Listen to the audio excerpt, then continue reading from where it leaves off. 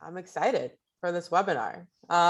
Thank you all for just taking the time out of your day to sit with us, to have this conversation. It's a conversation that I feel like is incredibly needed and overdue, especially, a lot of companies love to talk about and showcase their PTO benefits and, pay time off, but they don't necessarily provide a lot of education around short-term disability and this other very real benefit that we have and have access to and have the right to use. So just a couple housekeeping things before we get going. Again, toggle your chat to hosts and panelists.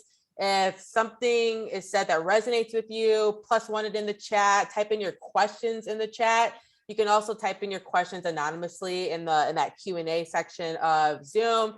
A lot of this is stuff you probably already know from being on Zoom for over a year and a half at this point, but just want to make sure that we're calling those things out. We will try to answer some of the questions as we go, but we'll leave some time at the end for some live Q&A. And then also again, context setting. This specific webinar is speaking into issues from a very US perspective and is intended to convey general information only. So what I'm saying is, no actions should be taken in reliance on the information discussed in this webinar. And we disclaim all liability in respect to actions taken or not taken based on any or all of the content of this webinar to the fullest extent permitted by law. I just want to be super clear with that, just because this topic, compared to other things that Humanity Centered has talked about, I know has incredible ramifications. So our encouragement, and we'll encourage this again at the end, is that if you need to, please contact an attorney for advice against, specific legal issues, or a licensed mental health professional or a licensed health professional should be contacted for advice on specific issues. So, I just want to get all that out of the way so we can dive in and have a little bit of fun. So, we're just going to briefly introduce ourselves, and then we're going to dive into today's content. We have so much to talk about, and I am pumped. So I am Vivianne Castillo. I am the founder of Humanity Centered. We are a professional growth group committed to helping folks in UX and in tech do the personal work required to do their best professional work. We're interested in helping people challenge the status quo, not only in what does it look like to be more human-centered towards our customers, our colleagues, but more importantly, what does it look like to be more human-centered to ourselves?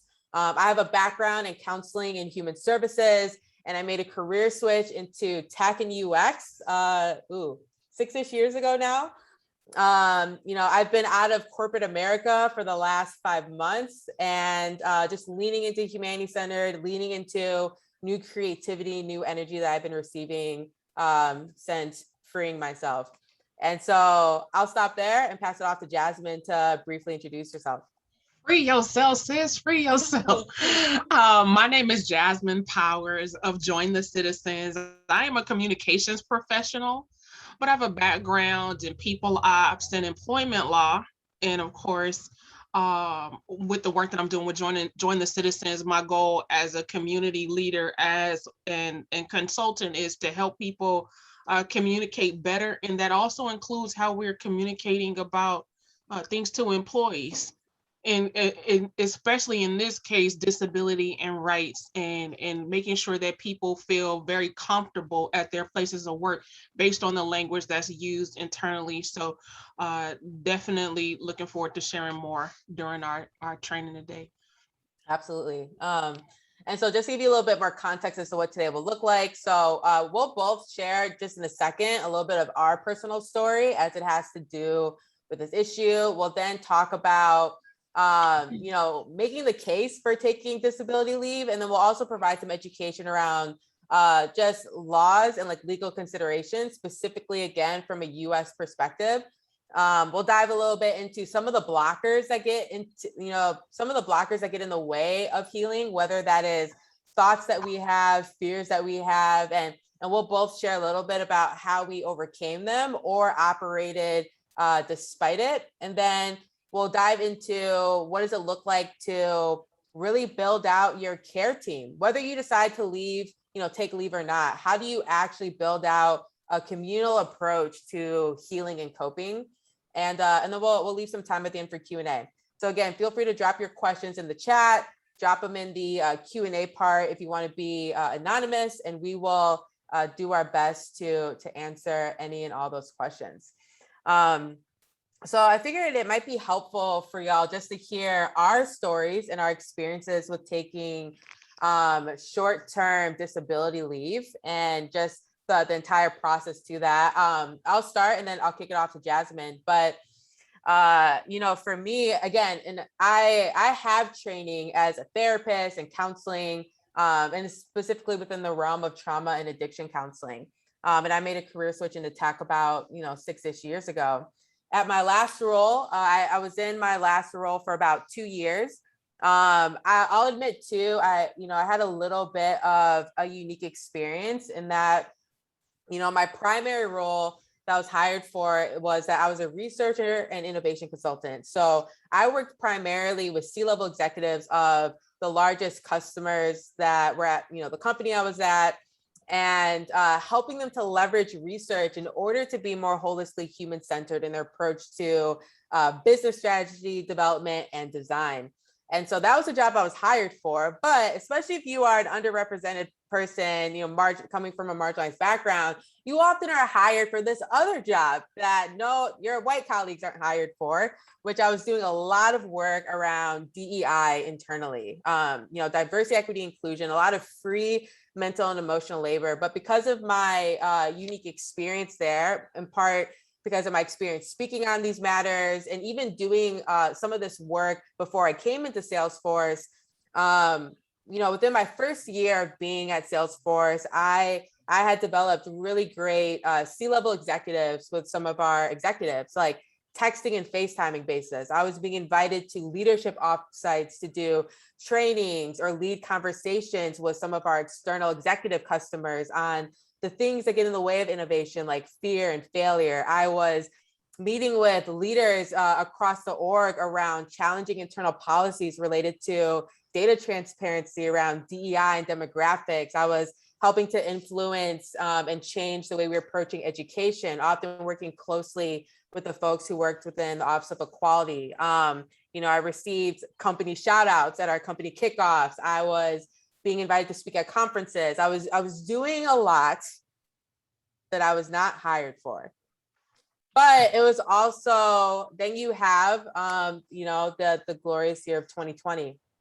And, in general, it's already traumatizing and tough being a Black woman in corporate America, especially being basically the only Black woman on my team with a lot of well-meaning white colleagues who prided themselves in their liberalism and their self-appointed allyship badges. And it was just incredibly tough and painful to have these conversations on a constant and frequent basis.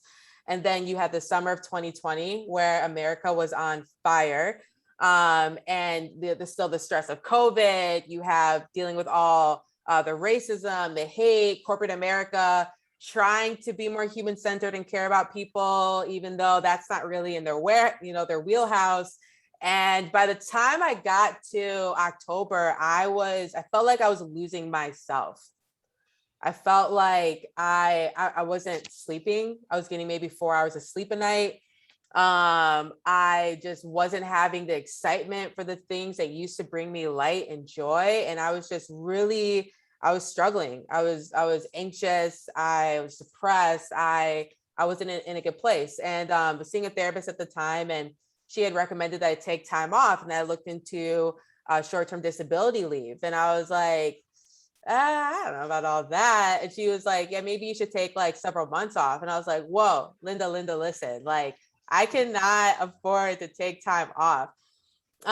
She's like, well, just sit with it and think about it. And so I sat with it for maybe like a month. I really kind of grappled because for me, I was thinking about things like, what if this hurts my ability to be promoted?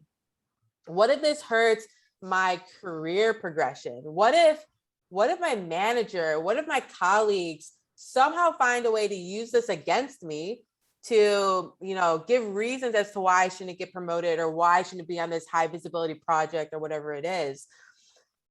And my therapist just really challenged me. It was like, look, like all these things are valid fears and concerns, but none of those things will really matter if you aren't able to function and exist. And I had a moment of reckoning. You know, if you're an Enneagram person on here, I am an Enneagram 3 wing 2, which means it's achiever, wing helper. I'm very much a doer. I have a hard time sitting still, and I had to get really clear on what do I value in this moment. Like, what do I value more per se? Do I value the ways that corporate is going to try and dictate to me what my value and worth is, or am I actually going to take a chance and invest in myself? And a ton of fear, and we'll get into this later in our time today, but I ended up making the decision to take medical leave and taking short-term disability. And we'll talk a little bit about the differences and how this worked out. But I took about 2.5 months of leave. You know, I was able to have about, I think it's like 70% of my salary paid while I was out on leave.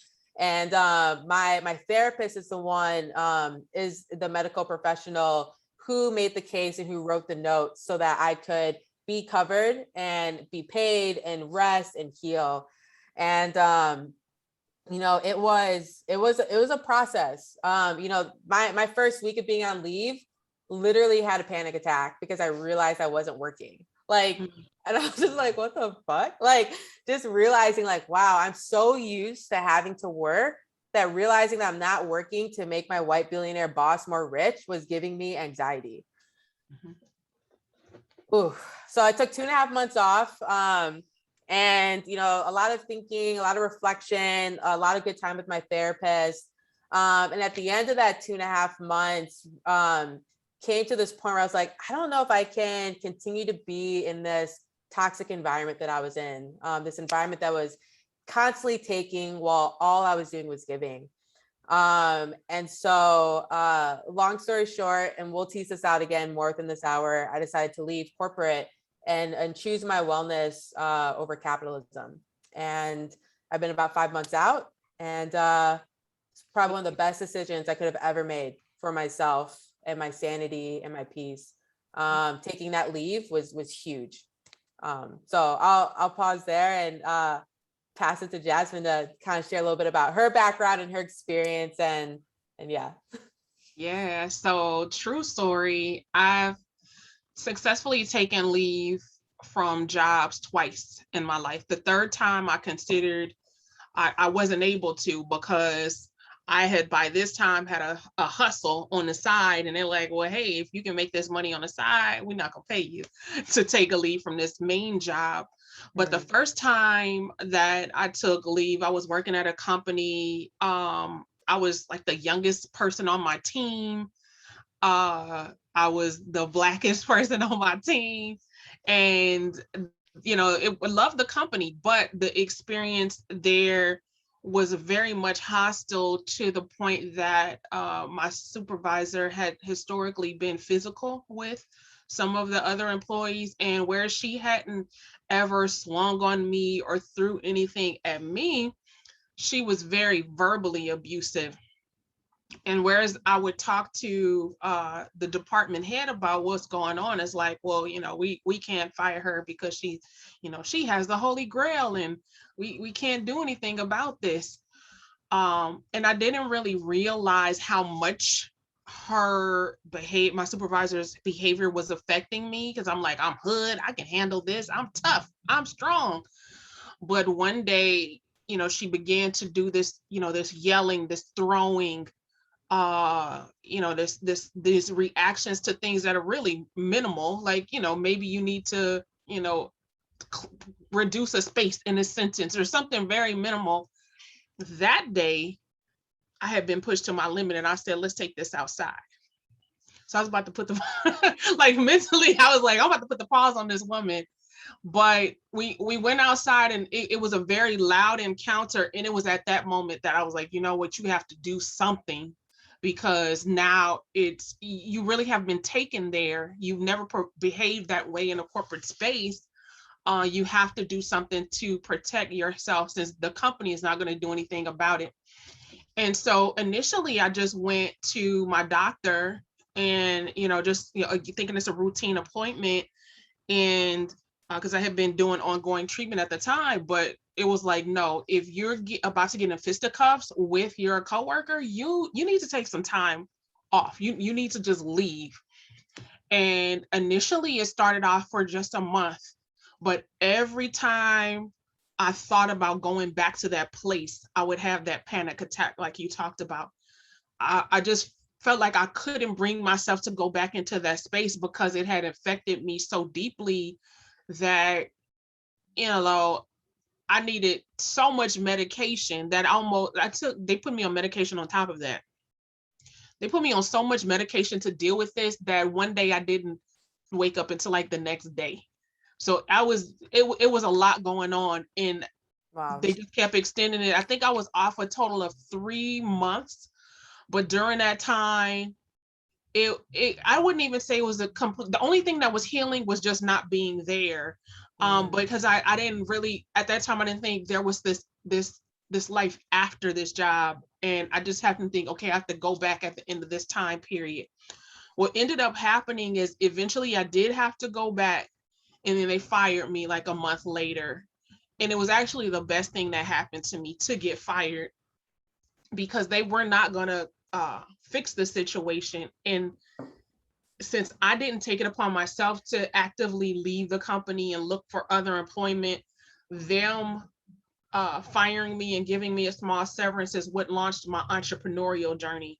And from then on, I was self-employed for about 12 years, because I was like, I don't want to go into another situation like that again, where I just don't matter as an employee at all, to where someone can be physically and verbally abusive, not just to me, but to other people. But their contributions were so valuable in all of the minority, because the other people that she was abusing were also, they were Latino. We didn't matter. So I was like, I don't ever want to be in that situation again. So I was so glad that I chose myself, and I'm so glad that I landed on my feet after that experience. Yeah. Oh, there's a lot to unpack there. I guess I want to highlight a couple things that you said about, I think something that I hear in both of our stories is like, you recognize that you've lost a part of yourself. Like, you recognize that, like, okay, this isn't me. I don't know what's happening, but I know myself to know that, like, this is off. And the other thing too that I hear is like, being able to get to this place of being able to choose you. And it's tough. Like, even like, as I'm like hearing your story and I'm hearing about, like, okay, so you took leave, you took care of yourself, but you came back and they fired you. Like, and I think that goes into a lot of the reasons why I think a lot of people are afraid to take leave, why people are afraid to choose their wellness is, loss of income, loss of potential status, loss of potential promotions. I mean, I know for me, that was something that I really struggled with. Mm-hmm. And but as a former, therapist, mental health professional working in corporate, and I worked in corporate for about, I don't know, 4 or 5, I guess 5 years at this point. And for me, I was kind of taken aback by how many people are walking and experiencing work unhealed. Mm-hmm. And how much we normalize suffering and abuse at work. Yeah. Yeah, I think, like, to that, you see it all over LinkedIn. You got to work hard, you got to endure, you have to be tough, you have to have this grit. And so, people thinking this is entirely okay to feel these feelings, and it's just a part, like you're supposed to experience that. And I know my mother is like, well, that's why it's called work.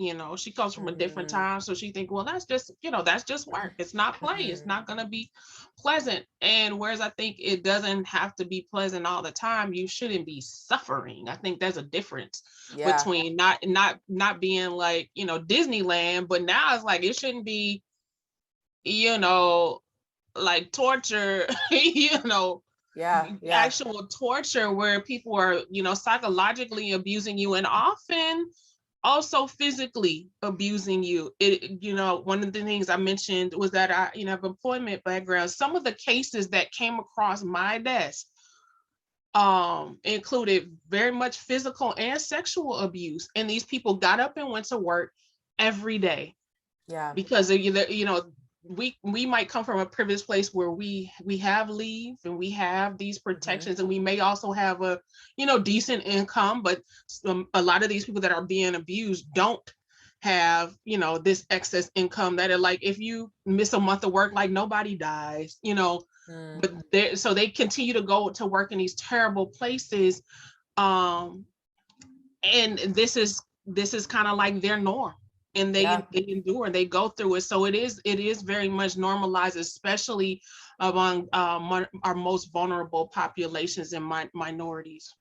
Yeah, and I think too we're entering into this time, and this is why I'm super interested and curious about what the workforce will look like in the next 5 to 10 years, Mhm. because we have 4 generations in the workforce now. Each generation has a different relationship with how they view work. I'm going to generalize a little bit. I think a lot of older generations have learned and been told to normalize it, normalize the suffering, normalize the toxicity, and just do the work. It's just to work. I don't know why you're expecting them to treat you like a person. And then you have millennials and Gen Zers. Like, we are more diverse generations. We grew up in a time where it was more acceptable to talk about mental health and wellness in the work, but also we'll quit without a plan. Like, we're generations that are more willing to choose us and make tough decisions in light of things that serve our health and our wellness. And so but I want to circle back to the topic at hand, which is around disability. And there's a lot of misconceptions about what a disability is and why someone should consider taking disability leave. So let's just start with defining what a disability is. So according to the ADA, which is the Americans with Disabilities Act, and we'll talk about what that is in a little bit, a person with a disability is a person who either, one, has a physical or mental impairment that substantially limits one or more major life activities. Two, has a record of such an impairment. And by record, that could be, a few weeks, that could be a few months, years, like there's a span with that. Three, is regarded as having such an impairment. So now when I think about this definition of disability, I personally had a hard time accepting and owning that I was experiencing a disability when it came to like my mental health and my capacity to function.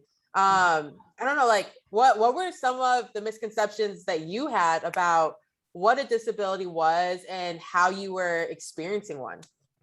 All right. I didn't really understand myself to be disabled because the definition that we kind of had been popularized as like something that you could see, like I don't have an eye, my leg came off, something like that. They will say that, but not really taking into consideration like mental health, Yeah.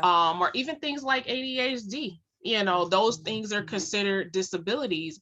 And so I think that I wasn't aware the extent to which I am disabled, and also what I had access to as a disabled person, like Mm, mm, actual accommodations that could be made that could make help me to function in the workplace, but if necessary, that I could actually take leave, and then I have protections and that different yeah.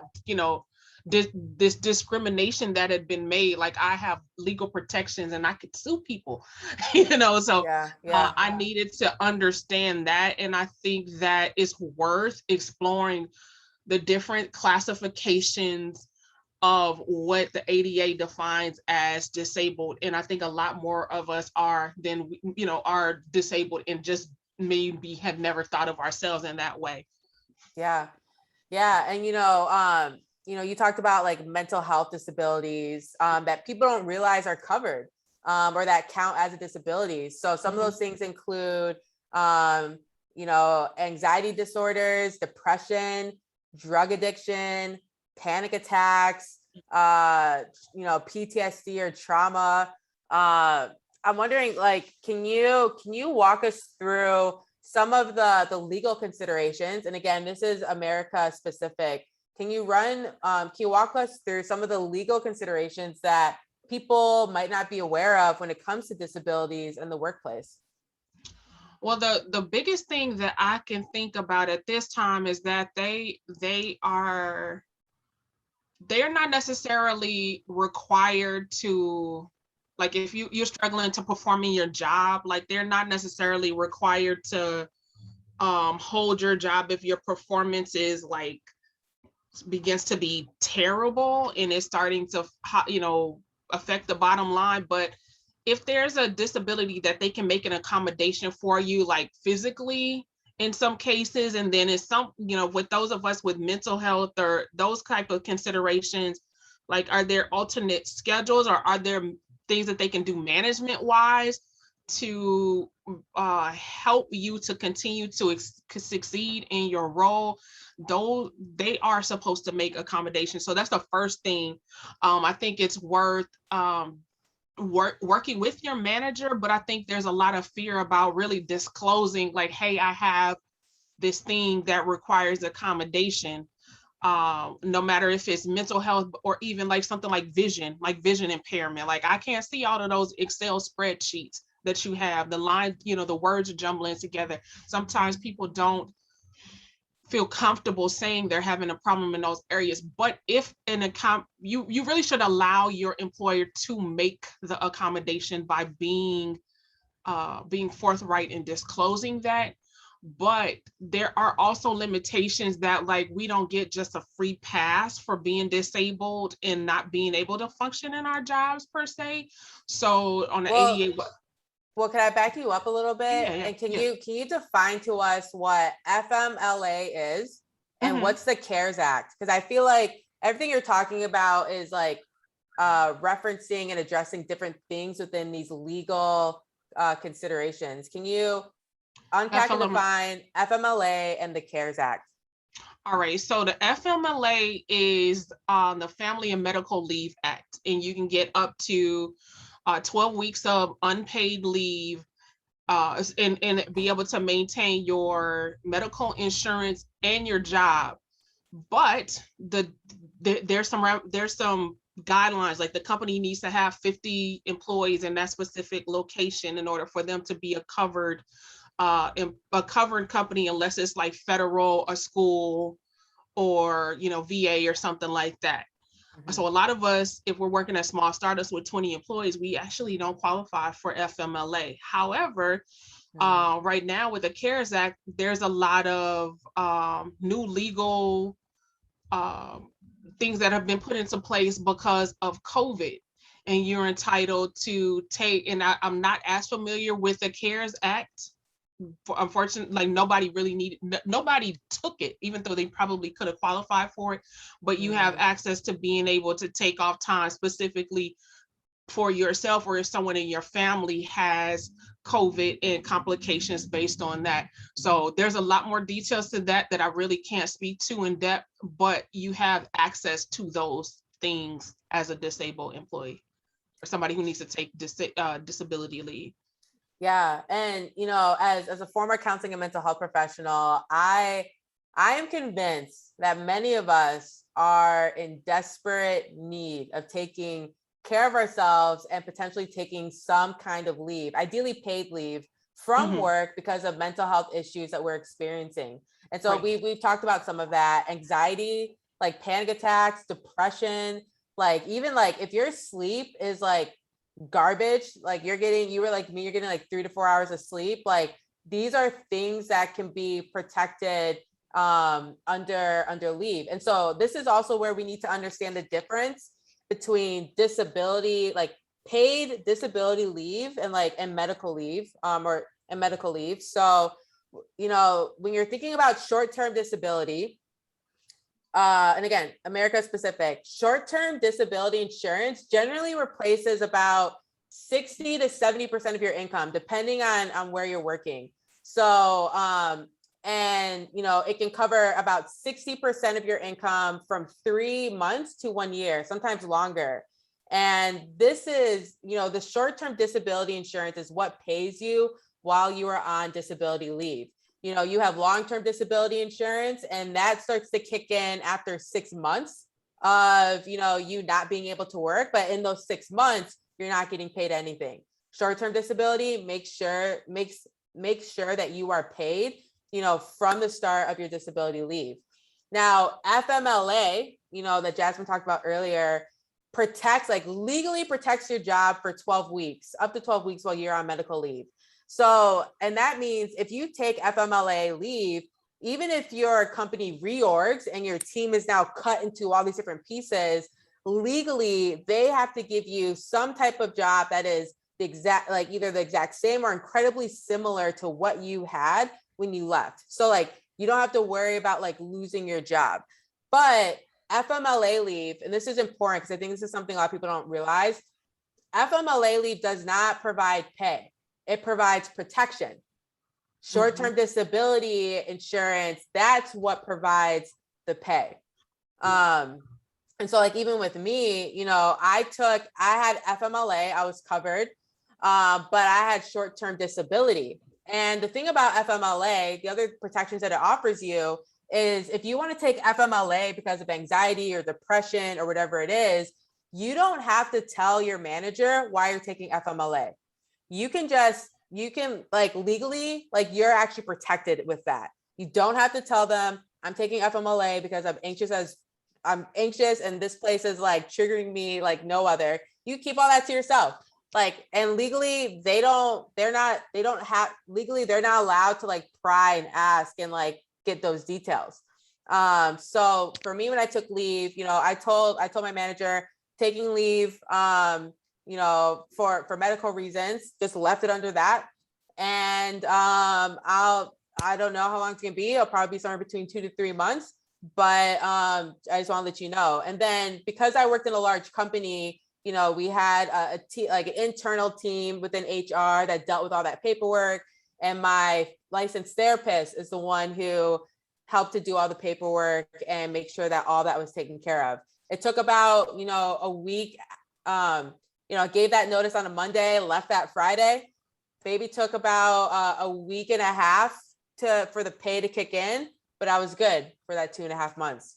And Jasmine, I'd be curious to hear your opinion, because I hear this question a lot of okay, well, I have PTO, why not take PTO versus taking leave? When do you feel like someone should turn to PTO versus looking into short-term disability leave for some of these issues?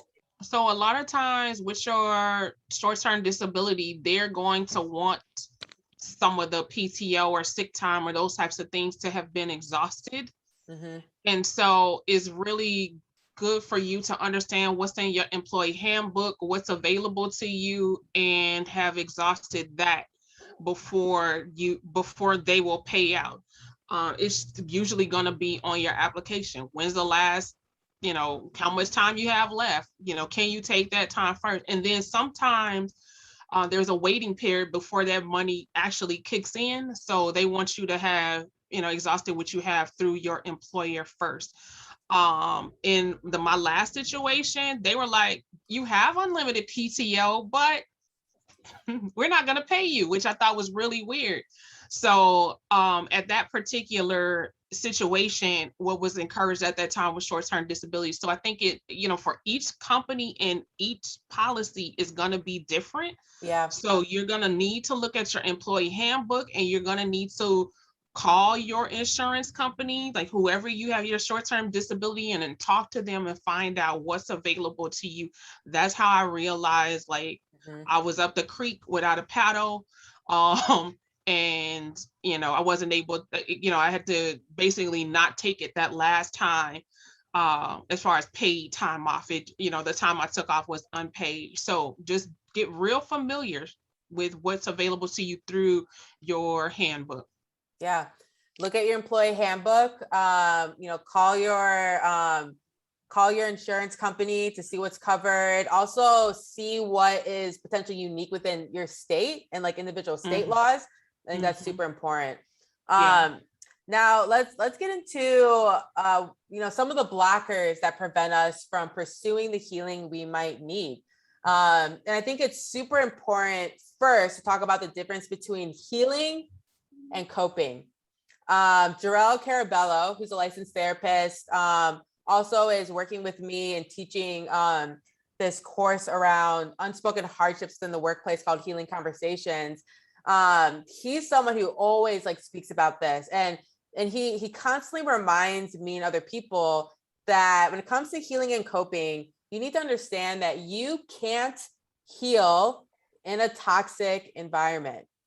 That is counterintuitive to healing. And what most people misunderstand about healing is that healing doesn't mean that the pain goes away.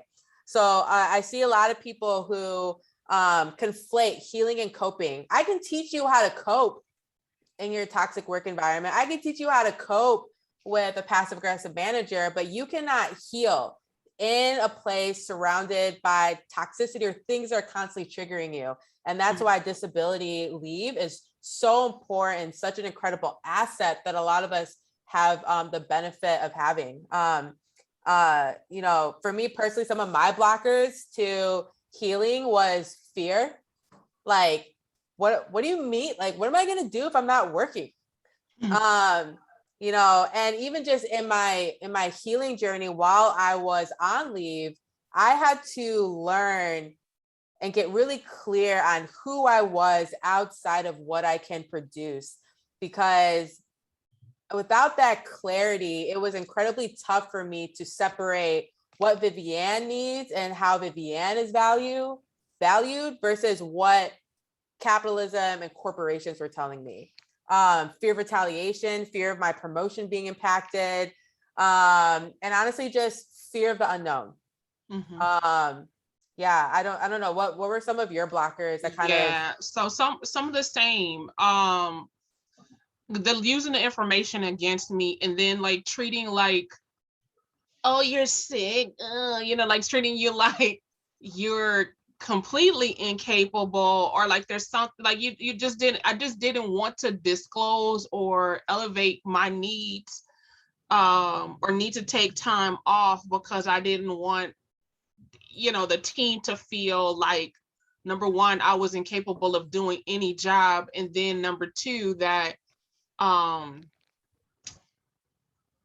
like I was putting a burden on them because they were understaffed. Like that was one. There was a lot of pressure around, well, we don't have anybody but you to do this. And then because there were no processes in place, which also is like their problem, not mine. One of the things that I'm really glad I learned early on in my career was that corporate don't care about you. So I got to look out for me.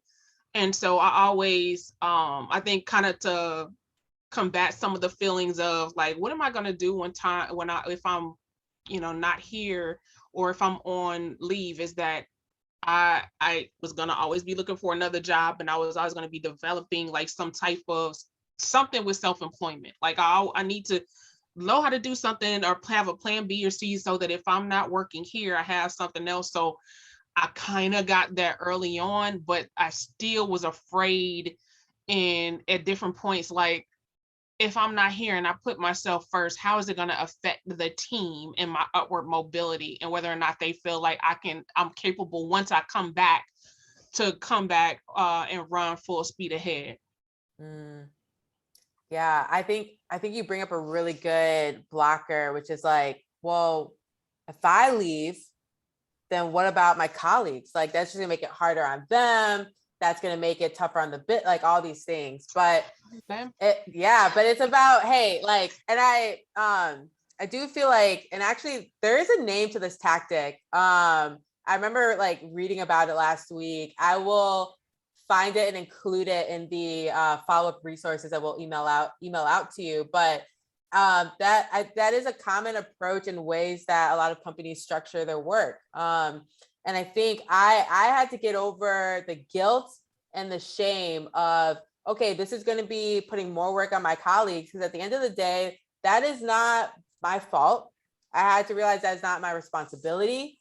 And I had to learn to let that go and just trust that, things will work out in my best interest because I'm actually taking care of myself. And I think a lot of times we don't view like mental health issues as the same as like if I was healing from like a physical surgery.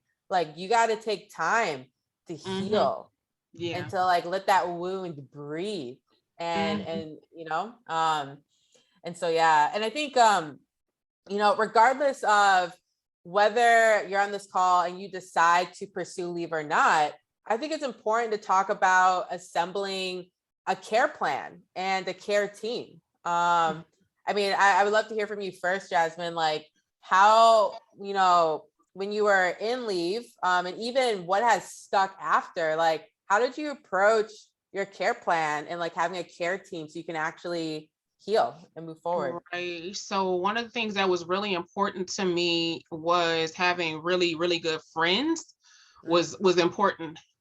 People that understood me, and that I could vent to. This is a whole nother conversation, but early on, I felt like the healthcare that I was provided was very biased, and it was an experience in and of itself. So I think it's important that you find the right doctor, one that's not going to say you're drug seeking when you're saying I'm having an anxiety attack and I need something for that.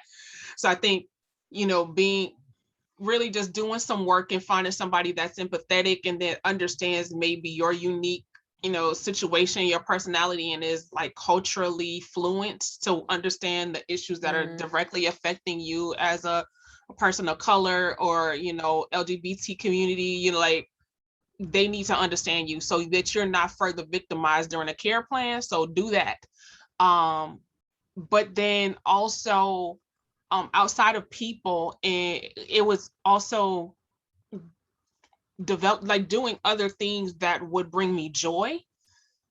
So writing, swimming, doing a lot of stuff outside in the sun, that those things had to become a part of my routine so that I restored wellness in my life. So it wasn't just, popping pills. It was actually like, let's rehabilitate, let's eat better, let's exercise more. And exercise along with the medicine really started to help me to recover and get some balance. I even cut my hair off because I didn't want to do no hair. Like it was just different things that I had to do to make sure that I can function as best possible with the limited emotional resources that I had at the time. But I think it does take you shifting into a point where you're like, I get to focus on me being well and nobody else, because then you can't do nothing for nobody, for no company, for your family, for nothing unless you take care of you. Can't pour from an empty cup. And even though a lot of us have been pouring for a long time, I guess before I answer that question, I'll backtrack a little bit so I can give you some context. So towards the end of my leave, I had about 2.5 months I took. I was about a week out from going back to Salesforce.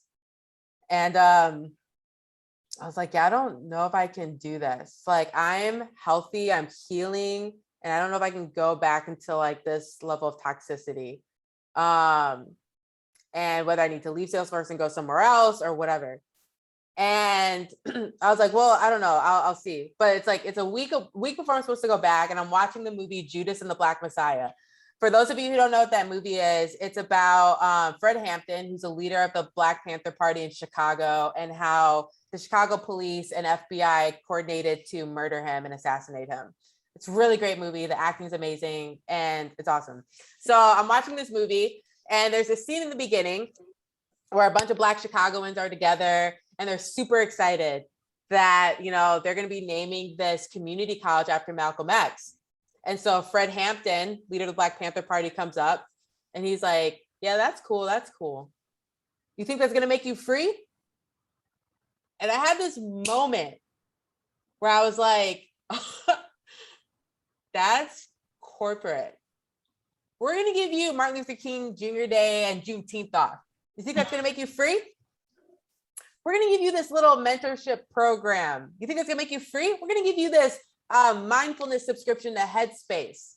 You think that's going to make you free? And I just had this moment where I was like, I'm not free. And so when it came to my approach to care, I was like, I need to develop a care routine, a care team that allows me to continue to explore and live from a place of freedom instead of a place of fear.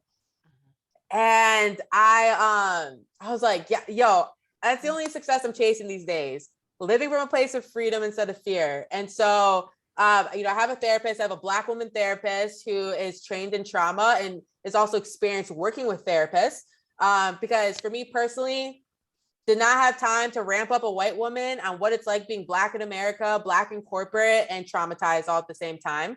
Mm-hmm. But I also needed a therapist who was experienced giving services to other therapists, because I was like, look, your bullshit radar needs to be on a whole nother level with me, because I know how to give the illusion of depth. And so she's been wonderful. I have friends who don't work in corporate or they don't work in tech who love me, who I've given permission to call me out if they see me backtracking into toxic ways of thinking and relating to myself, to time, to work.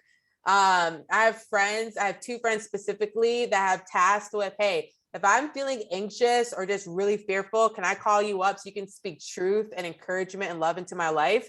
And they do that. And they're just such a gift. I started to play around in hobbies that were only meant for me. I'm a business. I've always been a business-minded person. I always love doing things for other people. And my therapist was like, you need a hobby that only you get to enjoy and benefit from.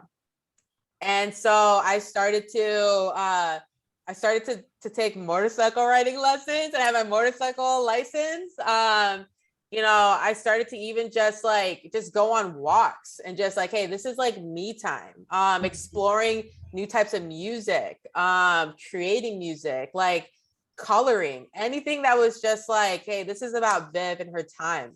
I started to, linked up with my primary care physician, got my eating right, got my sleep right.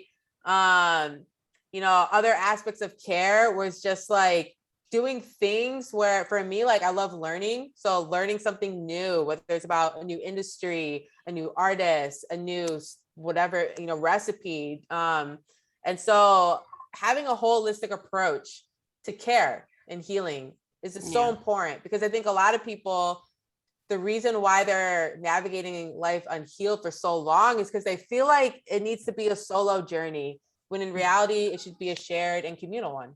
Right. And then just to back a little bit, I think sometimes what we also do we do all of that to do self-care, but we also need to cut stuff too. So that I remember being during my disability, I had to like cut off specific people that were impacting my forward movement, like crazy boyfriends. You got to go. I can't deal with you. Friends who I didn't know, are you two-faced or not, got to go. And eventually the company, it had to go. You know what I mean? So sometimes that healing, requires the healing plan. That care team might be like cutting people out of your team, period, in order so that you can truly heal. Yeah. And I think too, like there's a lot of next steps and exit routes after you take leave. You can go back into your work and join a different team if like the manager and the colleagues are the ones who were contributing to why you had to leave in the first place. Go to a different team if you are in a company that's large enough to do so. Go to a different company if you feel like, hey, it's actually a larger issue and I need to switch. I need to find something else. Especially right now, I feel like now is like a good time to make moves and to jump to new companies. Both Jasmine and I ended up taking the route of leaving corporate. I guess never say never of going back in, but I'm personally enjoying learning about who Vivianne is outside of corporate and outside of some of the things that I had to just kind of deal with in order to survive instead of flourish in the workplace. But so there's many different options and ways that you can then choose you even after your leave. I want to pause there. I've been trying to weave in questions that have been coming in, but I'll pause in case people want to submit them before we wrap up. There is one question that came in that I do want to talk about, where asking around. The first question was, where can I get more information about the CARES Act benefits? Sometimes your employer will have that information, but again, honestly, the best place is to hop on Google and look at, especially like government websites that talk about the CARES Act is probably going to be your best bet in terms of the most up-to-date and accurate information. I would also Google CARES Act amendments in light of COVID, just so you could see certain changes that have specifically highlighted over the last 18 months. And another question that this person asked was, and this person was on FMLA leave, seeking disability compensation. And they talked about how their employer requested medical documentation about why they needed disability leave. And so this person did disclose that medical information. Was that legal? And I'm going to say, yes, it was legal. But I will say it depended on who the person was. Like, if it was your manager's like, yeah, like, you need to tell me exactly like why you're doing this. Like, that's not legal. Like, it actually would go through like HR within your company.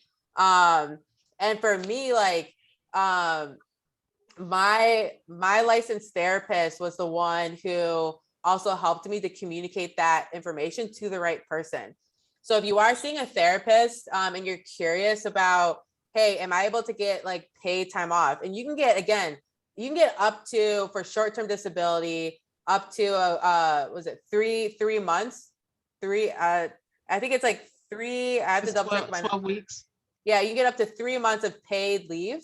And then, your long-term disability will kick in. But if you're curious, ask your doctor, ask your therapist about what that could look like. But you have to know too, that you can't go back to work unless your physician or your therapist, whoever it is writing the notes, clears you. So you have to be like medically cleared to go back into work. And what I appreciate about that is it then gave, me and my therapist worked out a plan. We had a structure around working specifically on the things that were barriers to my ways of working and relating to myself. And so like you are able, it's so encouraging to see yourself heal and like breathe, because your medical professional is specifically working with you towards that goal. Yeah. I love it. Any last questions? Speak now, forever hold your peace. You can type it in the chat. You can type it in the Q&A. Otherwise, I guess to wrap things up, I guess if there was one piece of advice, if knowing what you know now, Jasmine, if you could go back to the beginning of your leave considering self and speak a piece of encouragement or a piece of advice to you, what would you say? Other than you don't need them, it would probably be, you have to preserve yourself no matter even if you take this risk. I think giving myself permission to be selfish, according to other people, giving myself permission to be selfish and focus only on my wellness had to be a priority. And so I would say the same thing to myself again. Choose you. There's going to be other employers, other opportunities. There's something beyond this moment. You will get past this moment, because I was also suicidal at the time. So like, you will get past this moment, and just knowing that I needed to change, the circumstances that was causing me these terrible feelings in order to feel better. So. Yeah. Oh, that's good. Yeah, I probably tell myself something similar. And I would also remind myself that my rest and my healing requires no apology. I don't need to apologize for that. Mhm, Um, mhm. I would just like remind myself of that, that my rest and my healing requires no apology. That's good. And so we'll wrap up there, but thank you all for carving out time and energy for this conversation. We will be sending out a recording of this within the next 24 hours. We'll send you some additional resources, some potential next steps to think about as you're continuing on this journey of choosing you and what's best for you and your family and your wellness. And so again, thank you. I hope that with this upcoming weekend, you're able to find some rest or some joy. And we hope to connect with you again in the near future. So take care of yourself, stay safe, and we'll talk soon. Bye, everyone.